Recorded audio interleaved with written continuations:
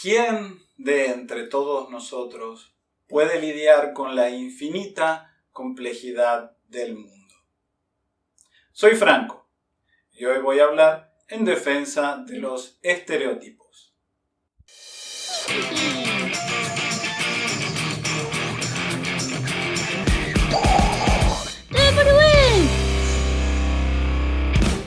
Como señalaba antes, parece extremadamente difícil abordar el mundo en toda su complejidad. Necesitamos de alguna manera hacer recortes, simplificar, pero debemos tener cuidado con no caricaturizar.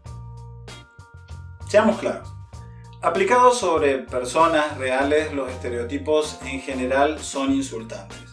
Reducir a una persona a un aspecto físico, a características étnicas o subculturales, en general es insultante.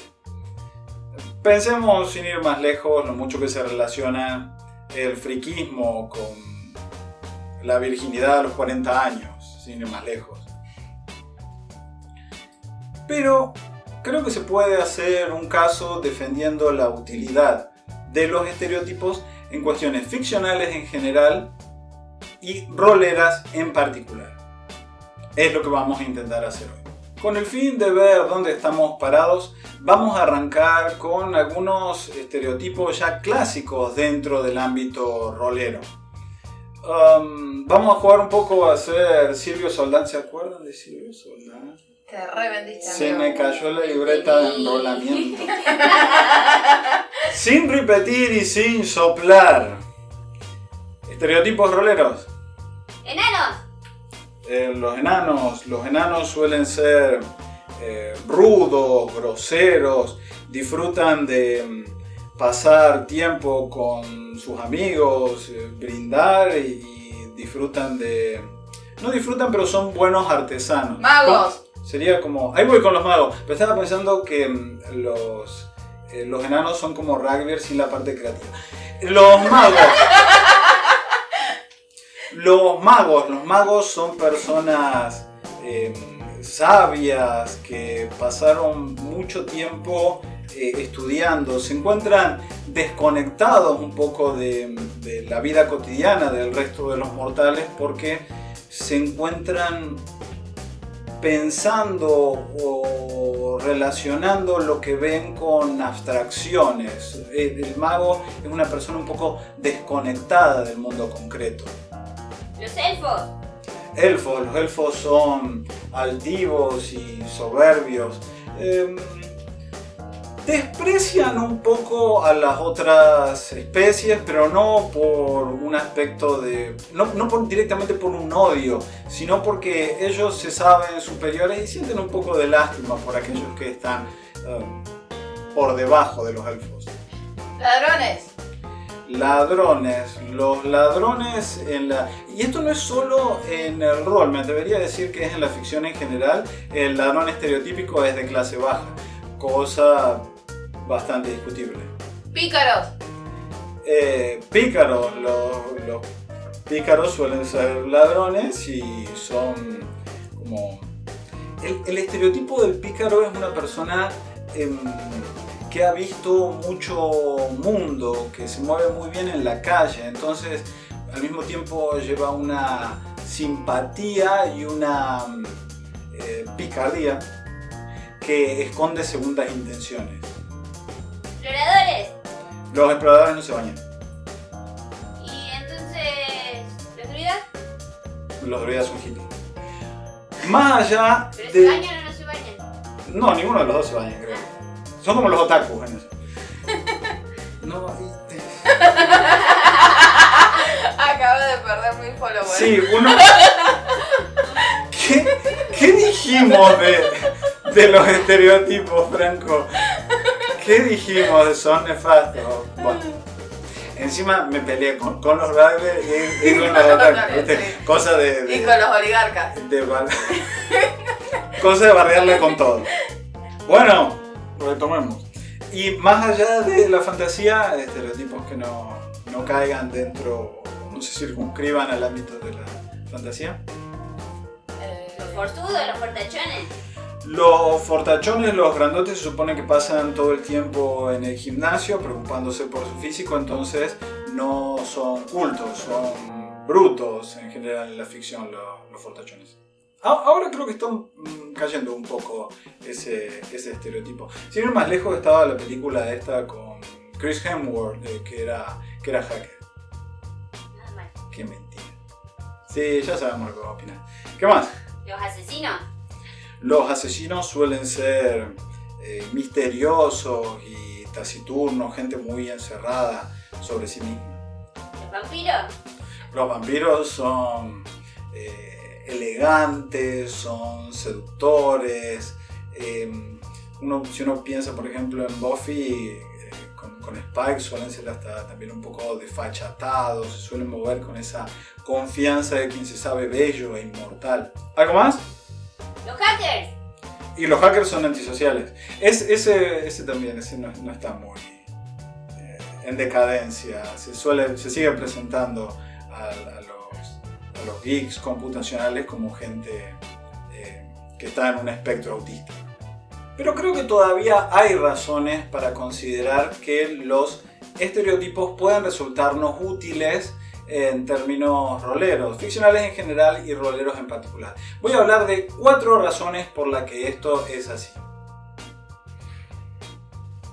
En primer lugar, los estereotipos ficcionales suelen estar relacionados con algún tipo de figura arquetípica. Acá me refiero a arquetipos como los junguianos de la psicología profunda. Y aprovecho para preguntar si a alguien le interesan las relaciones entre los arquetipos y rol. Me lo comentan abajo. Decía, los estereotipos, sobre todo en la fantasía, suelen estar relacionados con algún tipo de forma arquetípica. Vamos con algunos ejemplos. Uno muy claro es el del mago. Se lo suele representar como Gandalf. Estamos hablando de una persona vieja, anciana, vamos a decir, con barba, cabello blanco, un báculo que lo ayuda a caminar. Y esto está relacionado con el arquetipo del mago y la manera en la que este es el representante de la sabiduría, aquel que introduce al héroe en la aventura. En términos arquetípicos no es tanto el héroe, sino el que acompaña al héroe. Bueno, quizás podemos relacionarlo con cierto tipo de aproximación de control en juegos del estilo de D&D, pero no vamos a ir por ese lado. El punto es que no es arbitrario que el mago sea alguien viejo, no es arbitrario que sea barbudo, no es arbitrario que esté desconectado de los problemas mundanos, porque efectivamente es alguien que dispone de otro tipo de sabiduría, no es arbitrario. Si vamos a una especie como los Drow, estos claramente representan la sombra de los elfos. El arquetipo de la sombra tiene que ver con aquellos que desplazamos, que rechazamos de nuestro propio ser y entonces aparece con entidad propia. En este sentido, digo, la parte oscura de los elfos, la consecuencia negativa de su propio ser, está representado en términos ficcionales como una especie nueva que son los Drow. Hay otro ejemplo muy claro que es esta historia que los directores hemos leído muchas veces del personaje que es el último miembro de su clan o el único superviviente de una masacre en su pueblo de origen. Y esto también tiene mucha relación con el famoso viaje del héroe del que tanto se ha tratado en mitología y del que Hollywood ha sabido lucrar al máximo. Este momento de ruptura, de la masacre de los seres queridos, de un genocidio, representa un momento de corte con la vida normal que habilita, fuerza de alguna manera al héroe a dar sus primeros pasos al mundo. Por eso tiene sentido. arquetípico, el estereotipo del aventurero que a nivel 1 viene de una masacre o de alguna tragedia, para no hacerlo tan mórbido, en su pueblo natal. Espero que haya quedado claro mi primer punto, que es que los arquetipos de alguna manera insuflan vida a ciertos estereotipos. Estos últimos no aparecen como absolutamente arbitrarios. Tienen una razón de ser y esa razón de ser habla de ciertas características nuestras como especie y como herederos de cierta historia, como insertos en una tradición. Pero dejemos de hablar tanto de arquetipos y eso, porque después me dicen que me pongo muy en psicolósofo o algo así. En segundo lugar, ahora sí más relacionado con la práctica rolera concreta, nos encontramos con que los estereotipos nos brindan rápidamente una gama, un espectro de tonos, muletillas y gestos que se relacionan rápidamente con ese grupo o ese tipo de personas. Todos sabemos, por ejemplo, que la mayoría de los enanos tienen voces guturales y rasposas, que un noble, por el tipo de crianza, puede tener modales como muy afectados, ser histriónicos. Los geeks suelen pensar en términos de abstracciones. Un samurái futurista llevaría un porte y unos gestos que se condicirían con su dignidad moral y con el código que lo rigen. Entonces, en todos estos ejemplos nos encontramos elementos que rápidamente puede utilizar un director para implementar en personajes que debe improvisar rápidamente. El tercer punto del que quiero hablar refiere a la manera en la que siempre podemos enriquecer un estereotipo que en primer momento aparece como plano. Por ejemplo, nuestro enano de voz gutural recurre a la jardinería como medio de relajarse, de calmarse, de pasar el tiempo. Es su hobby. Nuestro samurái de porte noble y digno puede tener algún gesto nervioso, un tic, puede ser un parpadeo, o puede hacer algún tipo de seña con las manos cuando está nervioso. Nuestro noble afectado de repente da muestras de gran pericia marcial. Esto nos muestra que, si bien los personajes interesantes muestran algún tipo de característica distintiva, nada nos lleva a que no puedan partir de un estereotipo. De hecho, si vamos a las ficciones en fantasía de los últimos años, vemos como muchos de los personajes más interesantes representan algún tipo de subversión sobre el estereotipo. Y esto puede servir tanto a directores como jugadores. Empezamos a concebir un personaje a partir de un estereotipo y lo complicamos. Le metemos giros de tuerca. La manera en la que se presenta el personaje de manera estereotipada puede ser su rostro público, mientras que en el ámbito privado es completamente diferente. O al revés, en el ámbito privado se comporta como se espera de su estereotipo, mientras que en el exterior es una persona completamente diferente. No solo el estereotipo nos sirve como base sobre la cual asentar nuestros personajes, sino que también puede ser un mecanismo interesante para subvertir la expectativa de aquellas personas con las que jugamos.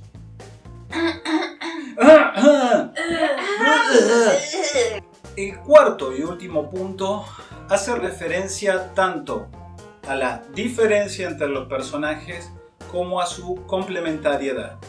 Si reflexionamos sobre las clases de personajes, por ejemplo en D&D, vamos a notar que ellas están construidas a partir de cierto estereotipo.